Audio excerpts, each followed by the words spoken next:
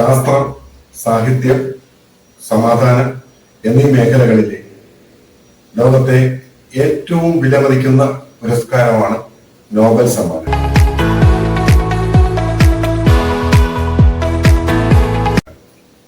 2023 Nobel സമ്മാനം ലഭിച്ചവരെയും അവരുടെ സംഭാവനകളെയും നമുക്ക് പരിചയപ്പെടാം.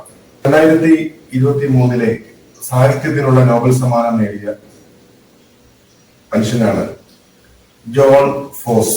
ജോൺ ഫോസെ പോലുള്ളവർ അവരുടെ കലയ്ക്കായി ജീവിതം സമർപ്പിക്കുന്നവരായതിനാൽ അവരെ കുറിച്ച് അറിയേണ്ടതാണ്.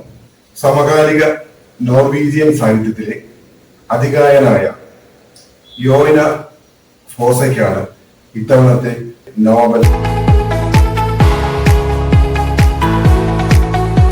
നാടകകൃത്ത്,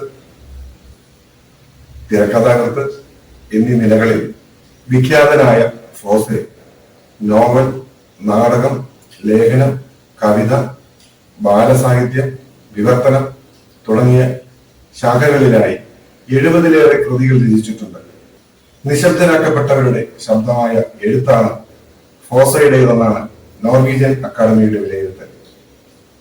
1959 നോർവേയിലെ ഹോഗീസുണ്ടിലാണ് അദ്ദേഹം ജനിച്ചത്.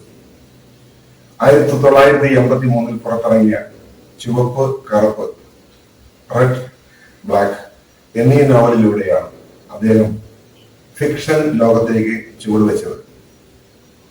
സെപ്റ്റോളജി എന്ന പേരിൽ പുറത്തു വന്ന നോവൽ ത്രയം അദ്ദേഹത്തിനെ ലോകപ്രസിദ്ധനാക്കി.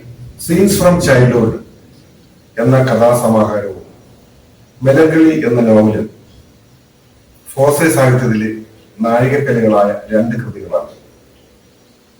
സമകാലിക നാടകകൃത്തും സംവിധായകനുമായ കെല്ല റഗിയോടൊപ്പം ചേർന്ന് നിർമ്മിച്ച somebody is going to come എന്ന നാടകത്തിലൂടെ ഫോസെ ലോകത്തിന് ലോക സാഹിത്യത്തിൽ ശക്തമായ സാന്നിധ്യം അറിയിക്കുകയായിരുന്നു. ഇബ്സന് ശേഷം ലോകം ആഘോഷിച്ച നോർവീജിയൻ നാടകകൃത്താണ് ഫോസെ. സാഹിത്യത്തിനുള്ള നോബൽ സമ്മാനം തന്റെ കൈവെള്ളയിൽ എത്തുമ്പോൾ അത് ഫോസയെ സംബന്ധിച്ചിടത്തോളം ഇതര സാഹിത്യ കൃതികളെക്കാൾ നാടകങ്ങൾക്കും ഉപന്യാസങ്ങൾക്കും അവകാശപ്പെട്ടതാണ്. അസാധ്യമെന്ന് കാണികൾ നിർവഹിച്ച നാടകങ്ങളിലൂടെ നവ ഇബ്സൻ എന്ന വിശേഷണവും ഫോസയ്ക്ക് ലഭിച്ചു. 19ാം നൂറ്റാണ്ടിൽ ഇസ്ബൻ തുടങ്ങിവെച്ച നാടക പരീക്ഷണങ്ങളെ ആധുനിക യുഗത്തിലിരുന്ന് ഫോസെ പുതുക്കി പണിതു.